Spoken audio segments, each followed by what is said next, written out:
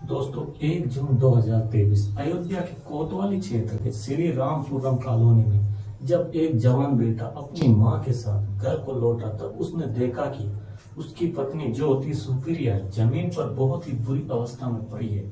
हालांकि उसकी सांसें अब तक थम चुकी थी। वे देखकर उसका पति और उसकी मां के तो होश उड़ जाते हैं और उसकी मां का रो रो कर बुरा हाल होने लगा। पर सिर्फ रोने से काम नहीं चलने वाला था। तब तक आसपास के लोगों की भीड़ भी जमा हो जाती है, फिर पुलिस भी मौके पर आ जाती है। बाकी देखकर तो साफ पता चल रहा था कि वो किसी बहुत ही बुरी तरीके से मारा है, यानी कि किसी ने अपनी दुश्मनी निकाली है। कोई साधारण मामला नहीं था। अब इसकी तहकीकात करना उतना ही जरूरी हो गया था। सबसे पहले सुप्रिया के शरीर को ऑटोप्सी के लिए भिजवा दिया जाता है और इधर आपस में लोग तरह तरह की बातें करने लग जाते हैं। यहाँ तक कि उसके पिता का कहना था कि इसका कोई ऐसा दुश्मन था ही नहीं और ना ही किसी के साथ विवाद था। और सुप्रिया के पिता का कहना था कि दामाद यानी कि सुप्रिया का पति एक बहुत ही अच्छा इंसान है। वे मेरी हर मुसीबत में हमेशा खड़ा रहता है, तो वे तो अपनी पत्नी के साथ ऐसा कर ही नहीं सकता। पर ये सारी बातें अभी तक अंधेरे में तीर चलाने जैसा था, क्योंकि अभी सच का पता लगना बाकी था। इस केस को सोल्व करने में अयोध्या पुलिस वालों को महीने लग जाते हैं और उसके भी पसीने छूट जाते हैं, क्योंकि इस केस में मतलब कुछ ऐसा सुराग नहीं मिलता है जिसमें कि इसे सोल्व किया जा सके। लेकिन जब सच्चाई सामने आती है तो कहानी कुछ और ही बताती है। तो कहानी शुरू होती है लॉकडाउन में, जब पूरा देश महामारी के चलते सब अपने अपने घरों में बंद होने को ही मजबूर हो जाते हैं।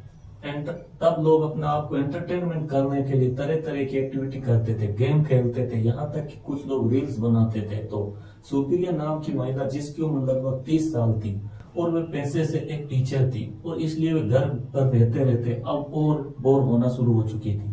हालांकि उसके पति थे एक पैसे से टीचर थे और लॉकडाउन का समय था, इसलिए सुप्रिया ने अब पबजी gift.com अंदर ही और दोनों अब एक ही टीम बनाकर ज्यादातर गेम खेलना शुरू कर चुके थे, जिसे उसकी बॉन्डिंग आपस में और बढ़ती चली गई। और बॉन्डिंग सिर्फ अब और जब 1 जून 2023 को सुप्रिया के हस्बैंड और उसकी मां किसी कामकाज के सिलसिले से घर से बाहर गए हुए थे और जब वे मार्केट से घर को लौटते तब उन्होंने यहाँ पर क्या देखा ये मैंने आपको शुरू में ही बताया था। घर पर जब पुलिस वालों ने उसके शरीर को ऑटोप्सी के लिए भिजवाया था और जब रिपोर्ट निकल के आती है तो उसे ये पता चल जाता है कि उस घटना को अंजाम देने के लिए उस व्यक्ति ने, यानी कि जिसने भी इस घटना को अंजाम दिया था, उसने बहुत ही तेज धार यानी कि नुकीली चीज का इस्तेमाल किया, शायद स्क्रू बार। हालांकि जब मैंने खुद उस वीडियो को देखा तो उसमें तो यही समझ में आता है कि बाकी उसकी अपडेट में बाकी उसके अपार्टमेंट में मजदूर थे। मजदूरों ने सुप्रिया की चिल्लाने की आवाज ना सुनाई दी, क्योंकि अगर कोई किसी के ऊपर तेज धार या नुकीली चीज से वार करता है तो उसकी चीखने की आवाज इतनी निकलेगी कि शायद पड़ोसियों को भी सुनाई दे। पर यहाँ पर तो हद हो गई, उन मजदूरों को भी नहीं सुनाई पड़ी। इसलिए पुलिस वाले अब इस केस की तहकीकात करना शुरू करते हैं। तो सबसे पहले सब उन्हीं मजदूरों के ऊपर जाता है और उन मजदूरों से पूछताछ की जाती है।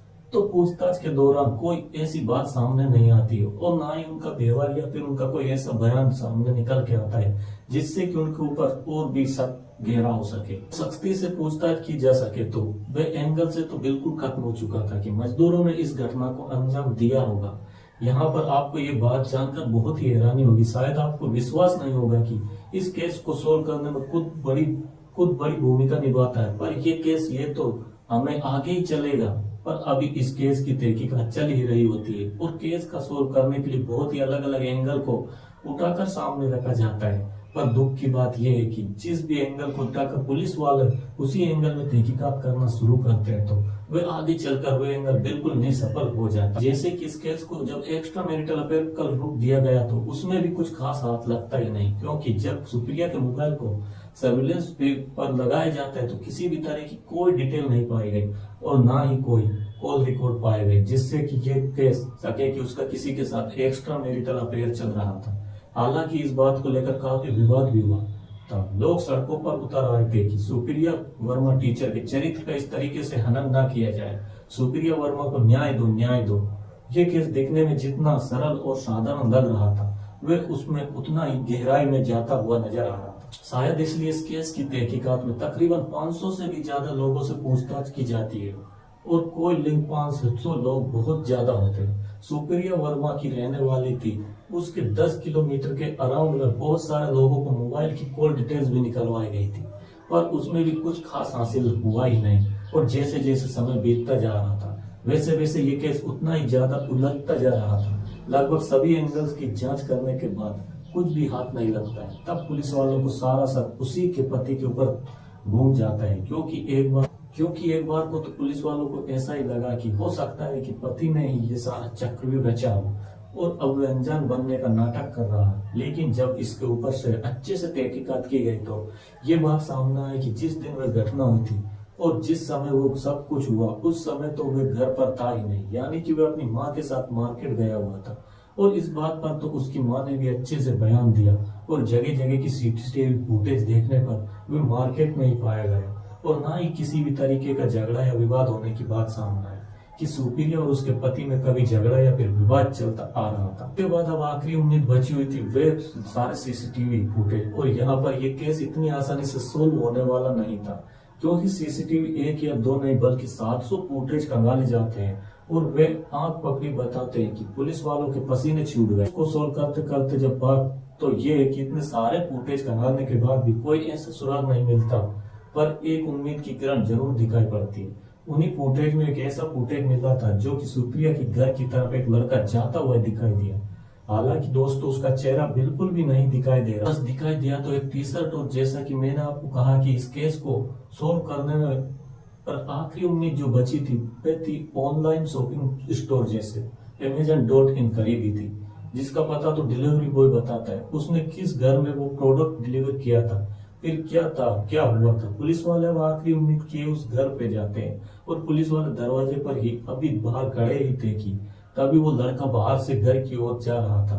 तब उसने देखा कि पुलिस वाले दरवाजे के बाहर खड़े हैं। तो वहां से वह भागने की कोशिश करता है, लेकिन अफसोस वह भाग नहीं पाता है। पुलिस वाले उसे धर दबोच लेते हैं और पुलिस वाले उसी से कहते हैं कि तुम हमें देखकर भाग क्यों रहे थे, ऐसी कोई बात हो गई क्या। तब उसने कहा नहीं नहीं, मैं बस आप लोगों को देखकर डर गया था कि भाई ऐसी क्या बात हो गई कि आप लोग हमारे घर के बाहर खड़े हो गए।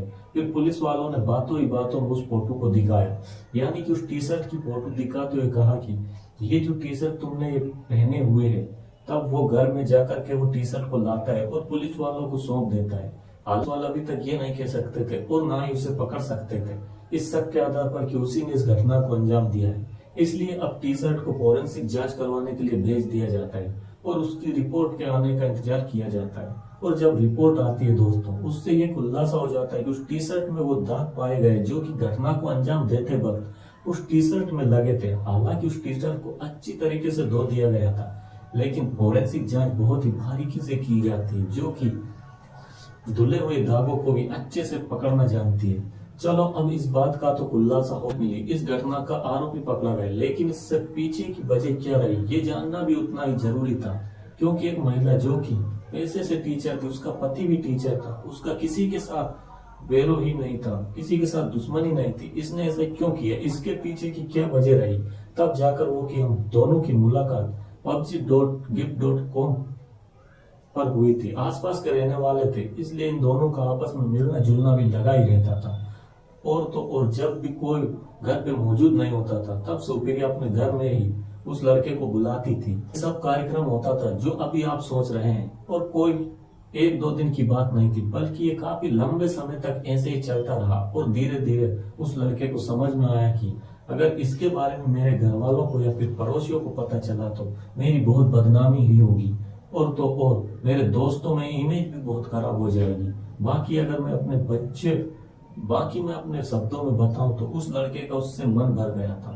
बस ये सब तो कहने की बात है जो कि उसने पुलिस वालों के सामने बयान दिया, और बयान में उसने ये भी बताया कि मैं तो इससे रिश्ते से निकलना चाहता था और इसलिए मैंने सुप्रिया को समझाया भी था, लेकिन वो समझने को तैयार नहीं थी। उससे मिलने के लिए आऊंगा, पर सुप्रिया मानने को तैयार नहीं थी। यहाँ तक कि वो मुझे धमकी देने लगी थी कि इस रिश्ते का मैं खुलासा कर दूंगी अगर तुम मुझसे मिलने नहीं आओगे तो। और इसी में परेशान होकर वे लड़का सोच में पड़ जाता है, अगर मैंने इसका इलाज नहीं करा तो आज नहीं तो कल हमारे रिश्ते के बारे में सबको पता चल जाएगा।